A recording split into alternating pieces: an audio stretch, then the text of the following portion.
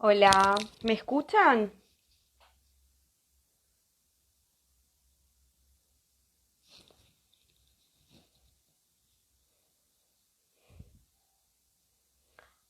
¿Alguno si puede me pone en los comentarios si me escucha? ¿Sí? Ah, bueno, gracias. Bueno, yo ahora voy a invitar a que se una al doctor, así que vamos a iniciar este hermoso vivo.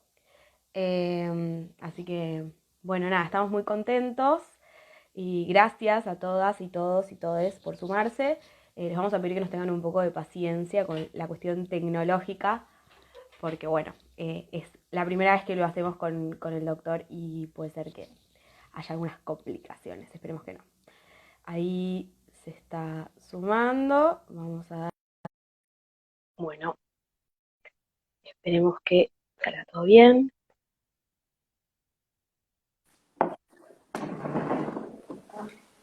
Bueno. Hola, Hola, ¿qué tal?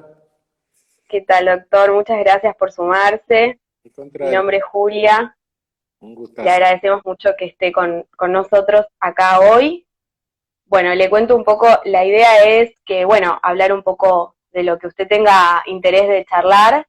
Esto dura una hora, después si a la hora se corta, si hay ganas podemos seguir, pero bueno, en principio queríamos, además de agradecerle por esta oportunidad, preguntarle a nivel personal cómo está viviendo usted esta situación Bueno, bien, por de suerte, pandemia. sí, bien, por suerte no, bueno, tengo una casa grande, mantengo la cuarentena, no me quejo, creo que hay otros que la pasan peor. De modo que sigo pensando, escribiendo maldades, en fin, esas cosas. Bueno, qué bueno. Nosotros realmente nos parecía muy interesante poder charlar con usted, porque entendemos que en este contexto que hay una intromisión, ¿no?, del Estado en la vida de las personas con más ahínco, en Sí, base a, bueno, un asunto de salud pública. Vemos que hay un rol más paternalista que adopta el Estado sí. y en ese sentido nos interesaba saber su opinión, si usted cree que es preocupante esto o si podría esto realizarse de alguna manera diferente. Bueno, yo creo que lo que hay que estar pensando es a partir de qué momento, cuando termine la crisis, cuando pase la emergencia, qué consecuencias van a quedar. Creo que ese es el punto. En este momento, bueno, se están tomando las medidas que son racionales, que son adecuadas. Vemos lo que está pasando en otros países donde estas medidas no se han tomado, que se tomaron tardíamente. Y claro, las consecuencias son mucho más letales que entre nosotros. Por lo menos vamos postergando el efecto y lo que nos da tiempo para prepararnos mejor en caso de una expansión de la pandemia. No, en el momento no veo una situación de extrema gravedad en este sentido. En el sentido de los derechos humanos, digo. No en el sentido de que naturalmente frente a esta emergencia hay quienes la están pasando peor y bueno, y hay, como siempre, en una sociedad estratificada, eso sucede. Pero no, lo que me preocupa es pensar un poco cuál es la perspectiva post pandemia. Y bueno, la perspectiva post pandemia creo que dependerá mucho de lo que vaya a pasar, de lo que vaya a suceder en el mundo, y que naturalmente va a repercutir sobre nuestra región. Nuestra región, estoy hablando de la patria grande, en definitiva, es una región que venía sufriendo los embates de un tardocolonialismo producto del totalitarismo financiero. Todos hablan de neoliberalismo, no, neoliberalismo es solo el discurso que lo cubría, que lo cubre, pero discurso o sistema de ideas que trata de ocultar una realidad, ideología en el peor sentido de la palabra, no debe confundirse con lo que hay cuando sacamos esa máscara ideológica y miramos lo que hay atrás. Y lo que hay atrás es una pulsión de un totalitarismo financiero. Ahora, lo que veo es, y lo que creo que tenemos que tener cuidado, es que estamos usando un discurso bélico, estamos usando terminología bélica. La guerra al virus. Bueno, cuidado, cuidado, cuidado. ¿El enemigo es el virus?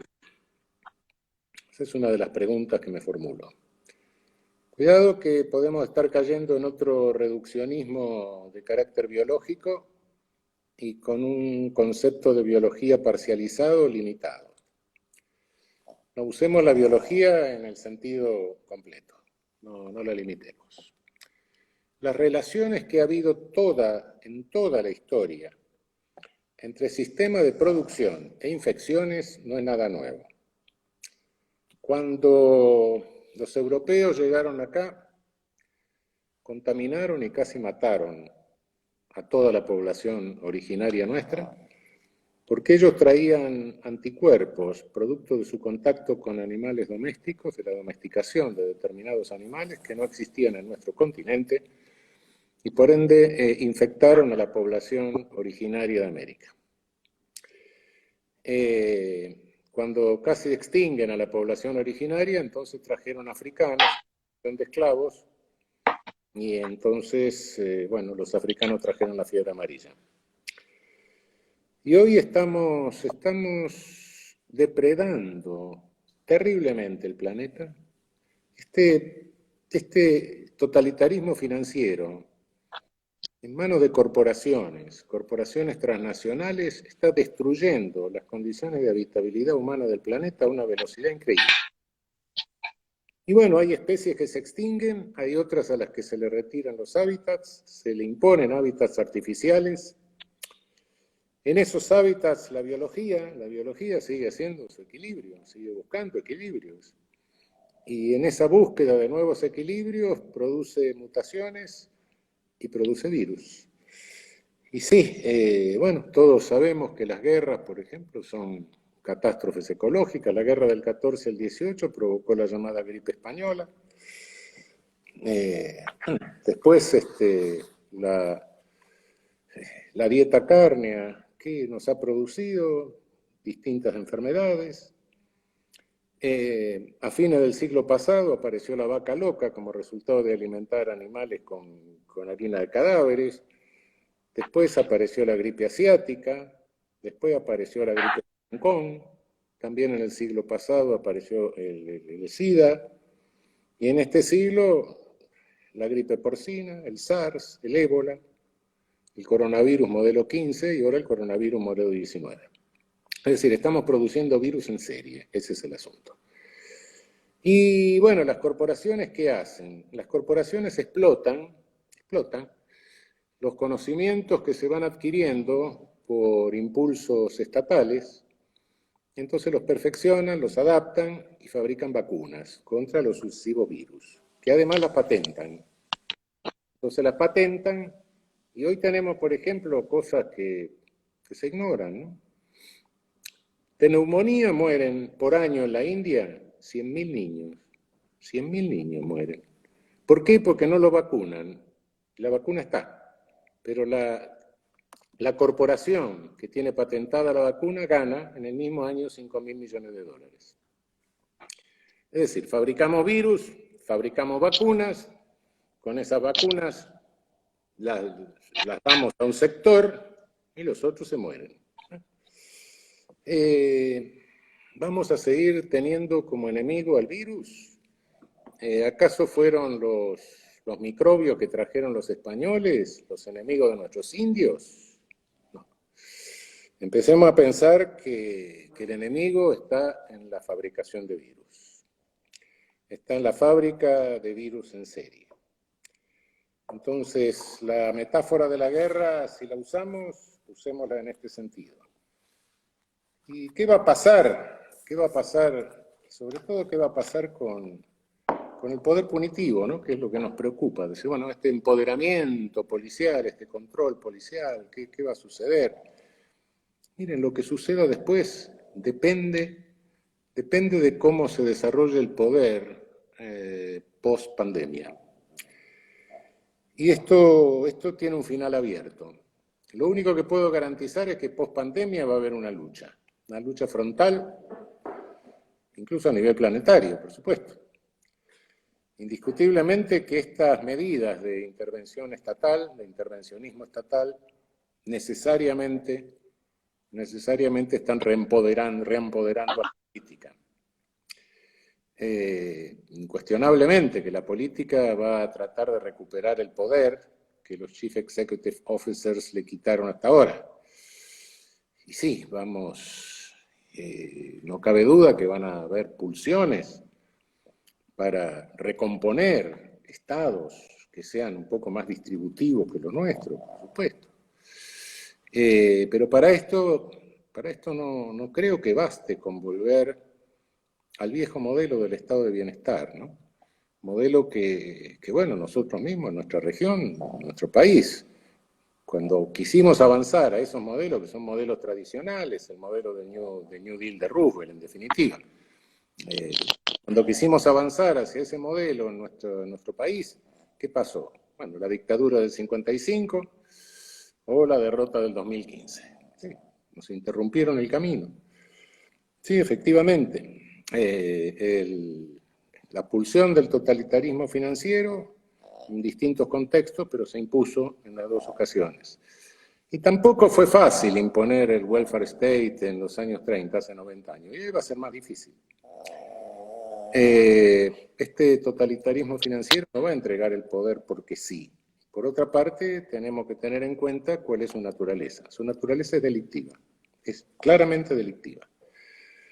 Nos estamos enfrentando con un poder que se caracteriza por haber tomado el camino del macrodelito, delito en proporción astronómica, extorsiones, defraudaciones, administraciones fraudulentas, lawfare, amenaza a jueces, explotación de trabajo esclavo a distancia. Bueno, no se ahorra nada. Crímenes ecológicos, nada se ahorra. Es decir, esto es resultado de una circunstancia distinta. No estamos como en el año 30 Roosevelt, enfrentándose a un capitalismo productivo. Con el capitalismo productivo existía la posibilidad de que el Estado se sentase entre la fuerza de capital y trabajo y negociase.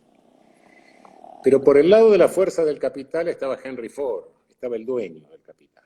Hoy por el lado de la fuerza del capital no está el dueño. Hay unos tecnócratas cuya única función es la de obtener mayor renta en menor tiempo. Y si no lo obtiene, lo reemplazan por otro tecnócrata. De modo que no puede hacer otra cosa. Entonces, una de las consecuencias es que el Estado no puede mediar, porque por el lado del capital no hay nadie con capacidad de negociación.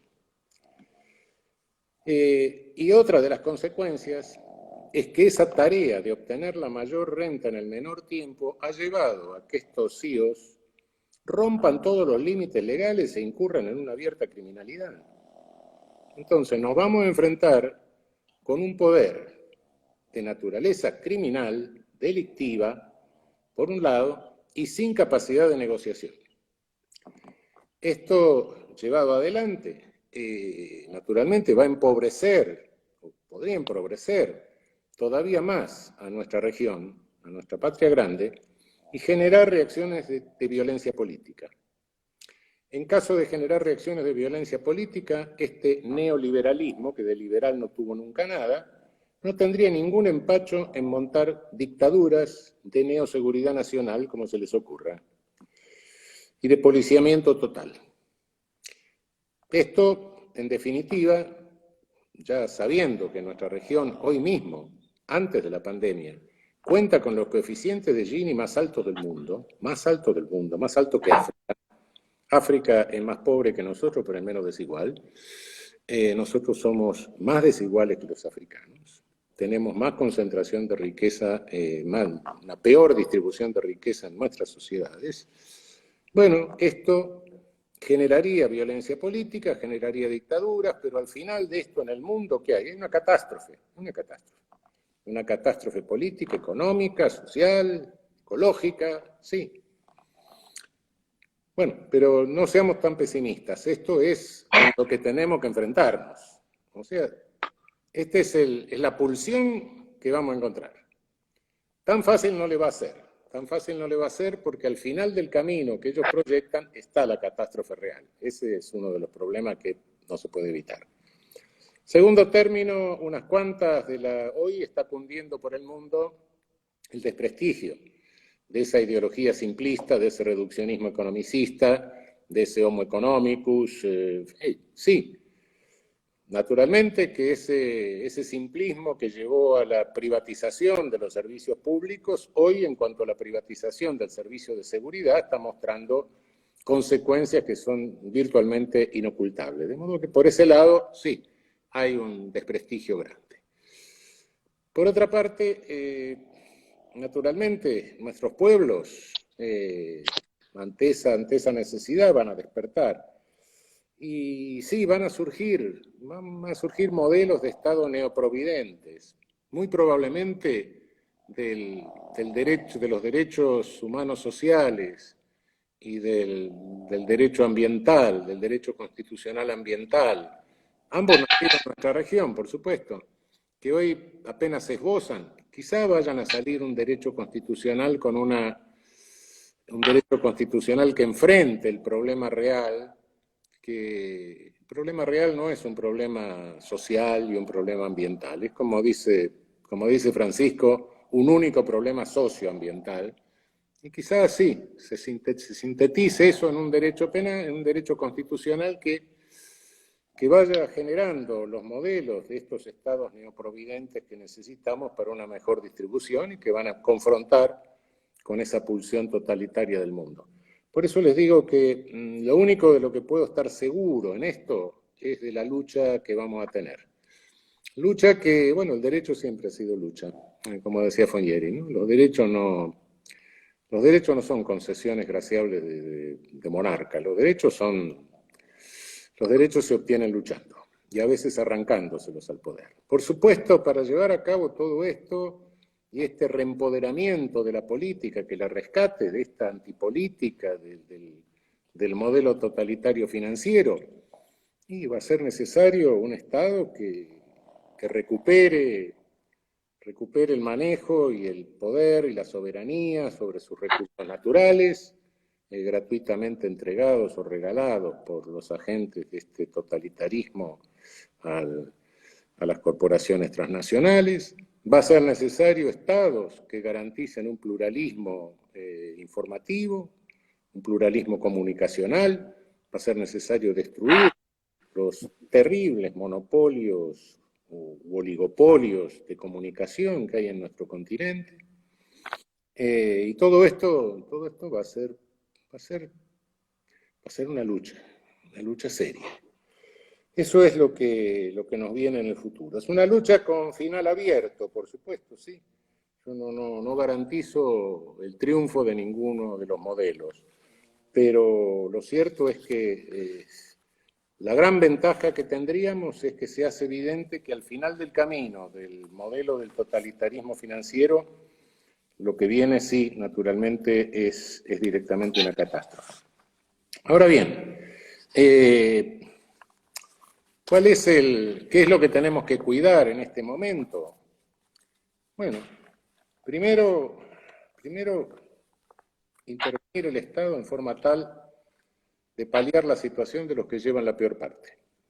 De eso no me cabe la menor duda. En segundo lugar, creo que sí, tenemos que cuidar que no haya ningún abuso de carácter policial. El policiamiento para control del comportamiento, de la conducta, de la interacción social, sí, siempre es peligroso. Pero bueno, frente a una pandemia, bueno, no queda otra que utilizar eso. Bueno, son muchas las herramientas que todos los días estamos usando y que sabemos que son potencialmente peligrosas. Desde un martillo, que sé que sirve para fijar clavos, pero me puedo martillar un dedo y destrozármelo, hasta los cuchillos que uso todos los días, que también me puedo tajear. Todo depende de cómo se usen las herramientas. Entonces, la herramienta usada correctamente, evitando cualquier abuso, usada en forma tal que no se desvíe de los objetivos que debe cumplir, ¿no? Que no se desvíe en el sentido de adquirir un sentido discriminatorio, ¿no? De discriminación etaria, como de discriminación de género, de cualquier otra discriminación que puede fomentarse a través del control policial. Y por otra parte, que no se constituya en algo paternalista, ¿no? El Estado debe cuidarnos, pero yo me cuido solo también, ¿no? Hay límites. Porque sí, yo soy vulnerable, ya sé. Soy vulnerable al virus, pero también, a Dios gracias, no soy diabético, pero si fuera diabético también sería vulnerable a las harinas, al dulce, claro. Y entonces no va a venir nadie a decirme si tengo que tomar harina o comer harina o dulce, a controlarme si como ravioles, ¿no? No, cuidado, el paternalismo tiene sus límites en ese sentido. Y sí es cierto que el policiamiento puede usarse en sentido discriminatorio, en cualquier sentido discriminatorio. Hay que cuidar que esto no suceda. Y también hay que cuidar que este empoderamiento necesario para mantener esta situación no se traduzca en la introducción en la cultura institucional policial de hábitos que puedan después dejar su huella viciosa en el comportamiento posterior cuando esta emergencia haya pasado. Es decir, esos son los cuidados que creo que hay que tener. Ahora, al mismo tiempo, hay que tomar algunas medidas urgentes. Una de las medidas urgentes que hay que tomar, y yo no sé si este no es el final de la cárcel o de la prisión como pena privativa de libertad en el mundo. No lo sé. Qué interesante, justo le queríamos consultar un poco como su opinión respecto de la situación de las prisiones, porque es algo que está muy en boga actualmente en los medios de comunicación. Bueno, mi opinión no es mi opinión es la de la Organización Mundial de la Salud, la del Claro. Comité Internacional de la Cruz Roja Internacional, la de la delegada de Naciones Unidas para los Derechos Humanos, la del delegado de Naciones Unidas para la Justicia, la de la Comisión Interamericana de Derechos Humanos, la de la Corte Interamericana de Derechos Humanos, que hicimos una declaración también, la del Papa. Bueno, está bien, yo puedo ser el garantista, me pueden decir de todo, no tiene importancia, pero no es mi opinión, es la de todos los demás. En el continente, nuestro continente, tenemos, bueno, es realmente un mal crónico, tenemos males crónicos terribles, cárceles superpobladas, con concentración de población penal del orden del 200 hasta del 300%, es decir, donde cabe un preso hay 3. Cárceles que en esas condiciones, por desproporción entre personal penitenciario y número de presos, estamos teniendo cárceles cuyo control interno está en manos de bandas de delincuentes, bandas de presos, que imponen condiciones de servilismo, condiciones humillantes de servilismo al resto de la población penal, incluso hasta de servilismo sexual. Es decir, esa es la situación anterior a la pandemia. Ahora tenemos la pandemia. A todo esto se suma la pandemia, quiero decir. Hay un gravísimo problema, que es el siguiente, lo estamos viendo con los hogares de ancianos. En toda institución total, y sobre todo en instituciones totales en estas condiciones deterioradas, la velocidad de infección, la velocidad en que se transmite la infección dentro de la institución, es de 8 a 10 veces superior a la de la vida libre. De modo que podemos llegar a tener miles de infectados en esas cárceles superpobladas. Claro, me pueden decir cárceles superpobladas, pero digo también puede pasar en manicomios, puede pasar en institutos de menores, puede pasar en cualquier lugar donde haya personas privadas de libertad en condiciones más o menos de hacinamiento. Siendo esto así, si no se hace nada, Es decir, si no se baja la población penal al 70 u 80% de lo que sería la capacidad normal de cada cárcel o de cada institución. Cualquier explosión de infección de esta naturaleza va a producir miles de infectados. Me pueden decir, bueno, pero eso le interesa, bueno, sí, pero son los presos, son los locos, son... No, cuidado, somos nosotros. Somos nosotros. ¿Y por qué? Porque estamos tomando todas estas medidas y nos estamos quedando aislados en nuestras casas para evitar que se expanda la pandemia y que si llega ese momento, en tanto, el gobierno pueda tomar la medida para que los que caigamos, tengamos camas, tengamos respiradores, tengamos la atención médica que necesitamos para que no nos vayamos a morir sin atención médica, ¿no? Bueno. Si por un lado estamos haciendo eso y por otro lado estamos conservando bombas de tiempo de infección virósica, ¿dónde van a meter al 10 o 15% de esos miles de infectados? En los hospitales. Entonces, ¿qué estamos haciendo? Por un lado, estamos evitando la difusión de la pandemia y por otro lado, estamos manteniendo la posibilidad de que nos colapse el sistema de salud por un prejuicio absurdo, que es no vamos a bajar la población penal porque vamos a soltar a los asesinos seriales y a los violadores. No, si nadie habla de soltar a los asesinos seriales y a los violadores, ¿de qué está hablando? Procedamos racionalmente, procedamos a decir, bueno, a ver, empecemos a ver quién está en riesgo frente a la pandemia. ¿Está bien? Después miremos quiénes están por salir, que están próximos a agotar la pena, que le falta 6 meses, que le falta 8 meses, o que están en condiciones casi de obtener la libertad condicional. Y después veamos qué población tenemos que está ahí por delincuencia de subsistencia, sin violencia física.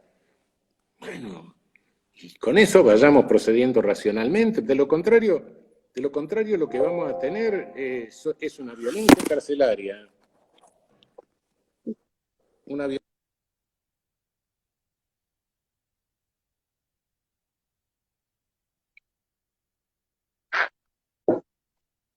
Bueno, volvemos a la normalidad. Ahí va. Era la violencia carcelaria que me tiró el aparato. No, de lo contrario podemos llegar a tener situaciones que se vuelven incontrolables. Ojo, porque ahora no solo tienen miedo los presos, tiene miedo el personal también. La situación se puede cundir el pánico en todos.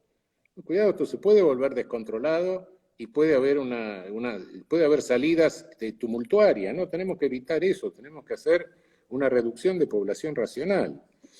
Y lo que estoy observando con grave pena es que una parte del Poder Judicial, por lo menos, no digo todos los jueces, pero una parte del Poder Judicial no es consciente de esto. Esto lo tiene que resolver el Poder Judicial. Y en el mismo derecho penal están las soluciones. Solo que para llegar a la solución, lo que tienen que hacer es interpretar las leyes. Y la primera ley que tiene que interpretar un juez es la ley constitucional y la ley internacional incorporada a la Constitución. El día que juran no es una fiestita familiar, no. El juramento es asumir una responsabilidad frente a todo el pueblo argentino. Y esa es la responsabilidad que tienen que asumir. No tirarle la pelota a los otros poderes del Estado. Sí, ya sé que, bueno, podrá salir una ley escarcelatoria, extraordinaria, podrá haber indultos, conmutaciones, pero ¿por qué apelar a eso si la solución la tienen que dar los jueces y la solución está en el derecho vigente? ¿Por qué apelar a soluciones de otros poderes? No, yo le tiro la pelota al otro poder, me lo saco de encima. Eso es lo que estoy viendo y eso es lo que creo que es grave. Es decir, hay una parte, no digo todos, pero una parte de un poder del Estado que no asume su verdadera responsabilidad, la que le incumbe constitucionalmente. Bueno, muchas gracias, doctor, por estas definiciones. Yo quería, siguiendo un poco con este eje, consultarle por algunas manifestaciones públicas que se dieron, tanto institucionalmente como entre los propios vecinos, como pueden ser, por ejemplo, una línea para denunciar que se está incumpliendo la pandemia, perdón, que se está incumpliendo la cuarentena, o vecinos que denuncian a otros vecinos por los balcones o en carteles. ¿Usted que ve esto con ojos de preocupación, cree que esto puede afectar cómo se vayan a reconfigurar los lazos sociales? Bueno, estamos en la ciudad de Buenos Aires. ¿Qué quiere que le diga? Miro el resultado de algunas elecciones y la gente con que me cruzo en la calle, y bueno, ¿qué voy a hacer? Sí, totalmente. Yo no lo Es voté, pero difícil. bueno, pero, Claro. no juzguemos por eso a todo el pueblo argentino, cuidado. No, creo que sí, hay cosas de esa naturaleza, hay manifestaciones de esa naturaleza, pero creo que en este momento el pueblo está en general demostrando una gran fuerza solidaria. Los argentinos no creo, no nos va a ser difícil convertirnos en batidores, en buchones, no.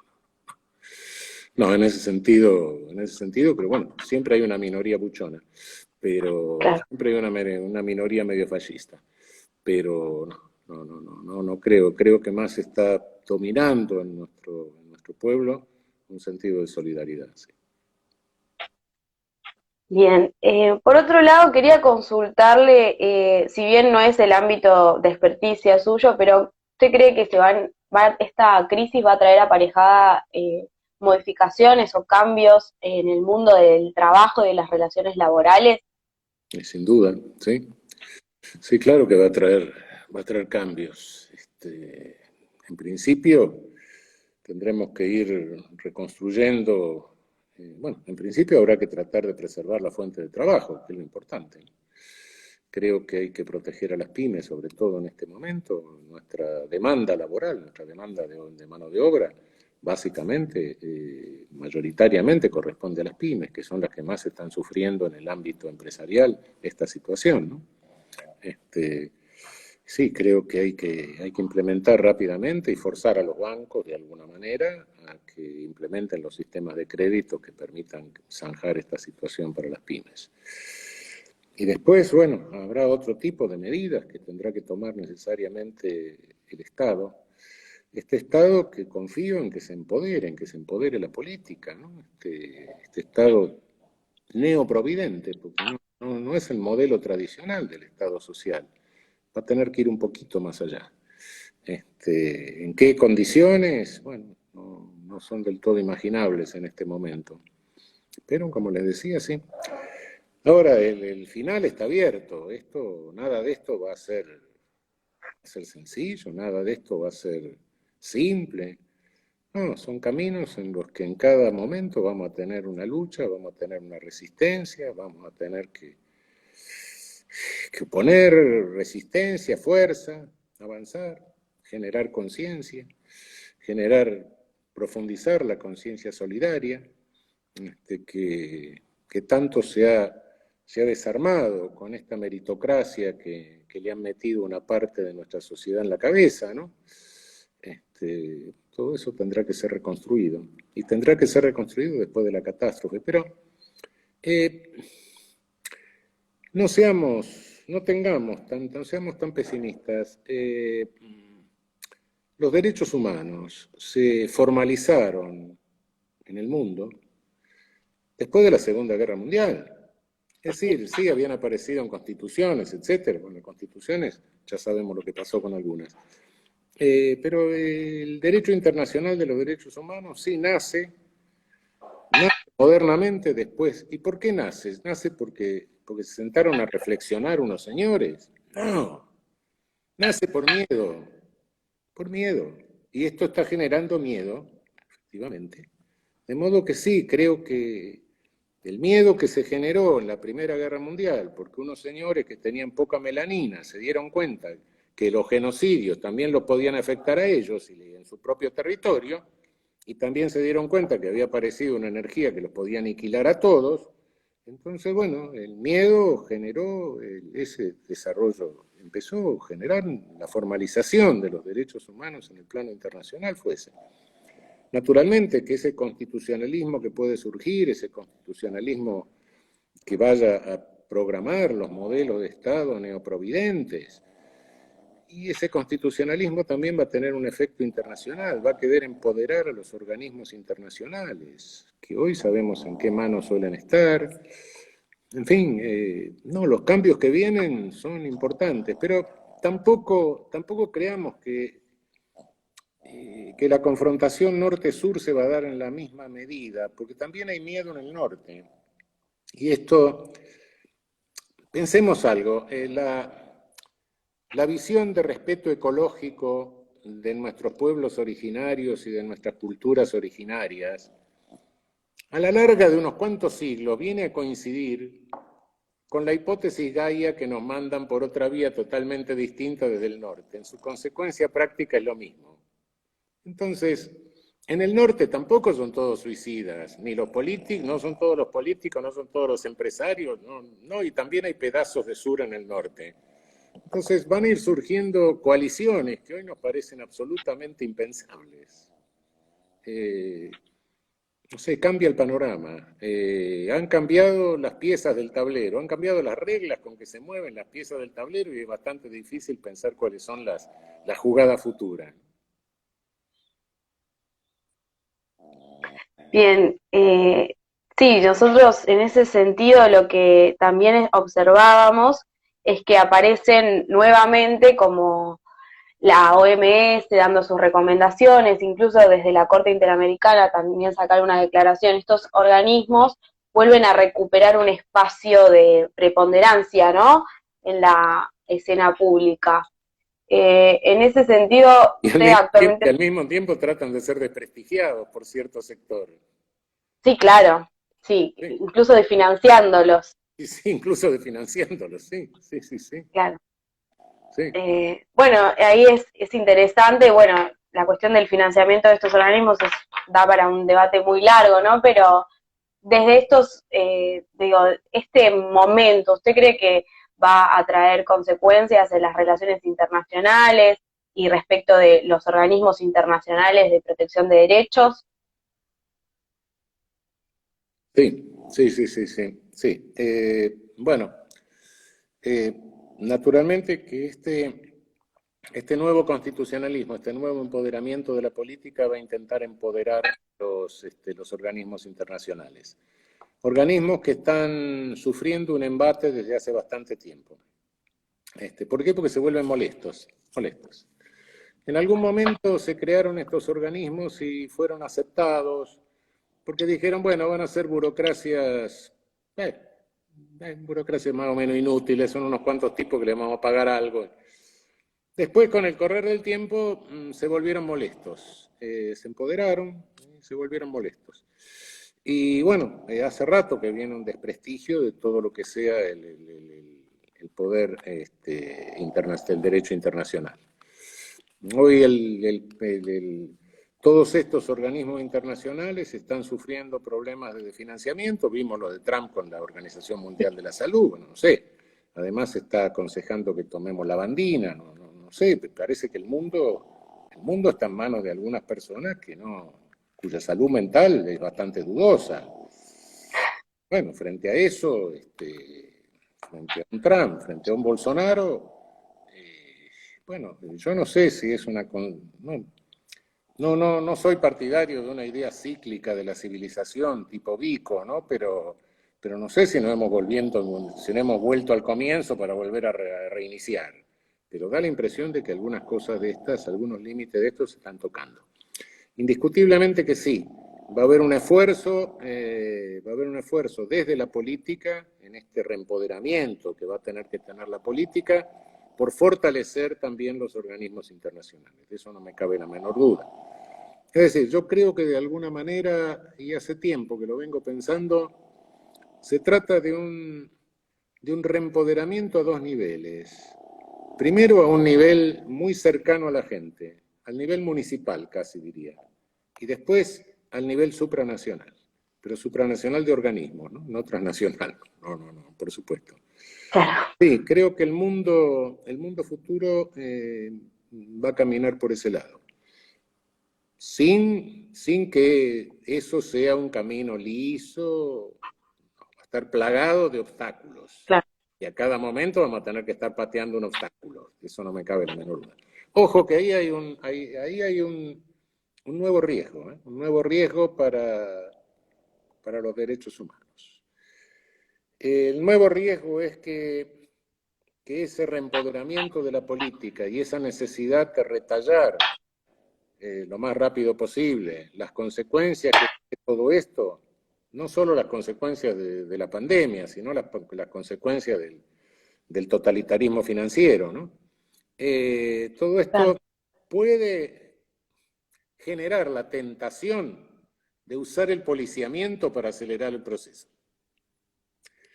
Y realmente sí, los abusos, las barbaridades que ha hecho este totalitarismo financiero, algunas de las cuales ahora se ponen de relieve claramente en las consecuencias y en las reacciones demenciales frente a la emergencia de la pandemia, sí, mueven a una, aunque sea inconscientemente, reclaman un cierto movimiento de retaliación.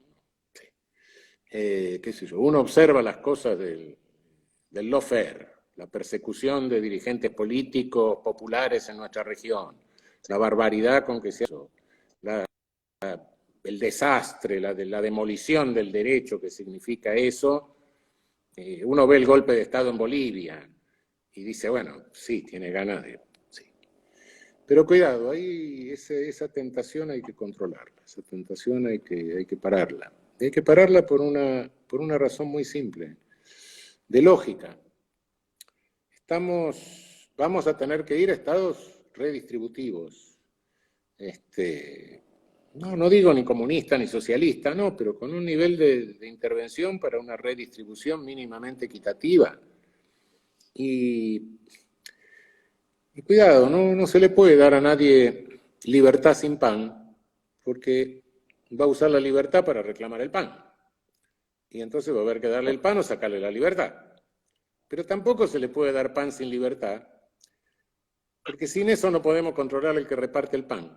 Entonces en un momento se va a quedar con todo.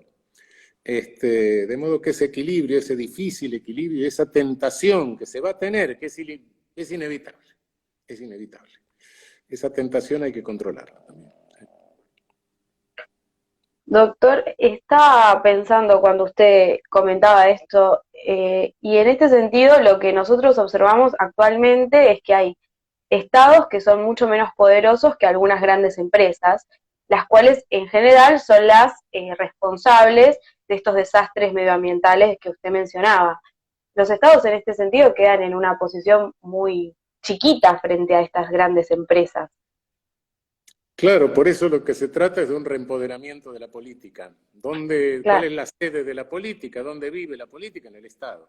¿Qué se ha tratado de hacer en todos estos años? Es de desarmar el Estado.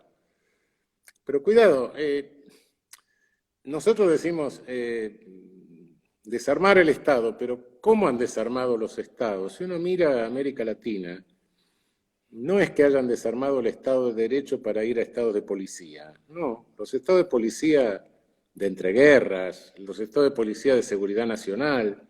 No, cuidado, eran estados con cúpulas políticas muy fuertes, muy fuertes.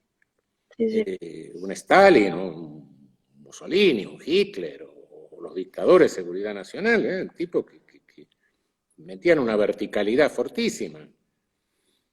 No, hoy los ejecutivos de nuestra América Latina, uno los ve y realmente parecen unos domadores de potro, que la principal preocupación es que el potro no los tire al suelo, y los tira cada rato, y pasan de la presidencia a la cárcel rápido. Bueno, sí, hay ejemplos, no voy a abundar en esto. Son débiles, las cúpulas políticas son débiles, han debilitado la política.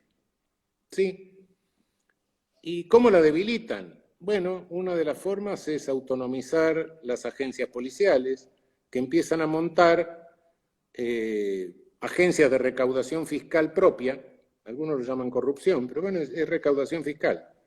Y necesariamente para recaudar fiscalmente hay que tener un aparato de coacción, entonces montan un sistema penal propio paralelo, tiene nada que ver con el oficial. Entonces empieza, pero bueno, el prestigio, ¿cómo lo obtienen? Y matando pequeños ladroncitos que van por la calle, matan. Entonces, ¿qué le queda a esa delincuencia de sobrevivencia? Meterse en organizaciones. Sí. Entonces surgen, y esas organizaciones también montan su propio sistema de recaudación y su propio sistema de punición propios. Y entonces esto alarma en la sociedad, y entonces aparecen los grupos de autodefensa, sí, aparecen las milicias, aparecen los para esto, los para el otro, los paramilitares, parapoliciales, para no sé qué. Claro que también montan su sistema de recaudación y también su propio sistema penal, con lo cual enloquecen a todo el mundo, la sociedad se cautiza más, y entonces algún ejecutivo que está ahí a ver si el potro no lo tira, dice, bueno, voy a llamar a las Fuerzas Armadas. Y llama a las Fuerzas Armadas que tampoco saben cómo hacer, porque no es su especialidad, naturalmente, hacen unas cuantas barbaridades y después también montan su sistema de recaudación, su sistema penal, y ahí ya sonamos con la defensa nacional incluso, y bueno, es el debilitamiento del Estado. Ese es el camino en el que algunos de nuestros países hermanos han llegado. Nosotros no, estamos lejos, pero guarda que es hacia eso, hacia lo que nos quiere llevar. Entonces, bueno, tratemos de juntarnos y que nuestros hermanos recuperen el poder soberano y tratemos de no perderlo nosotros. Pero cuidado, el modelo al que vamos es un modelo de Estado debilitado, debilitar los Estados. Sí, claro. ¿Por qué? Porque así son pasto mucho más fácil de las transnacionales. Pero las transnacionales mismas, ¿qué son? Esa es la pregunta. ¿Qué son? Son montones de dinero. Sí, es cierto, son montones de dinero. Pero ¿qué es el dinero hoy? El dinero hoy son papeles. Porque si yo tengo un billete verde y lo cambio por tal cosa, me dan la otra, entonces eso tiene valor porque todos confiamos en los papeles verdes. Sí, no hay nada detrás del papel verde, porque desde que Nixon acabó con el patrón oro se terminó, ahí no hay nada atrás. Papel verde. Pero incluso tampoco existen los papeles verdes que me dicen, porque los llevamos al banco, el banco lo presta, el que lo recibe en préstamo lo vuelve a llevar al banco, lo presta, y en el banco queda un 8% de papeles verdes, y los demás son números. De una economía sin producto, ¿qué es esto? ¿Se sostiene esto? O como dice el Papa, esto no se sostiene. Ese es el gran problema. ¿En qué estamos? Estamos en un aparato financiero que se tragó al aparato productivo del capitalismo. Ese es el problema. Porque bueno, aquí siempre el capitalismo tuvo un aparato financiero, lo necesitaba, etc. Sí, pero un aparato financiero que le servía a la producción. Hoy resulta que no, que el aparato financiero se hipertrofió de forma tal que se comía el productivo. Ese es el grave problema. Y esto pasó ya hace décadas, por supuesto. Bueno, doctor, no queda mucho, quedan 10 minutos, así que hay unas preguntas que les hemos hecho, o sea, nosotros abrimos un espacio para que los chicos, los estudiantes también puedan hacer algunas preguntas, y en general una de las preguntas que más aparecía tiene que ver con una de las grandes preocupaciones hoy para la juventud, que tiene que ver con los hechos de violencia hacia las mujeres que se cometen en nuestra sociedad. En general, muchas de las preguntas se vinculaban a que usualmente cuando las mujeres acuden al sistema penal a hacer las denuncias, suelen sufrir muchas revictimizaciones. Entonces hay algunas teóricas feministas, docentes de la facultad, que empezaron a esbozar la idea de que el sistema penal no es el sistema para tratar estos temas y que debería crearse un ámbito nuevo. Y en ese sentido, bueno, queríamos consultarle su opinión. Bueno, sí, es una situación límite. El sistema penal, miren, yo lo que observo que el derecho penal, la ciencia del derecho penal o el saber penal, como quieran llamarle, después de todo si algo es ciencia o no es ciencia, lo decide el poder académico. Lo que hacemos los penalistas se está empobreciendo mucho y se está empobreciendo como resultado de que nos vamos olvidando incluso de nuestra propia historia. ¿De dónde venimos? Y cuando miramos para atrás, como máximo llegamos al siglo XVIII. Y no somos hijos de los iluministas, esas cosas. Atrás parece que no hay nada. Es mentira. Somos nietos de la Inquisición.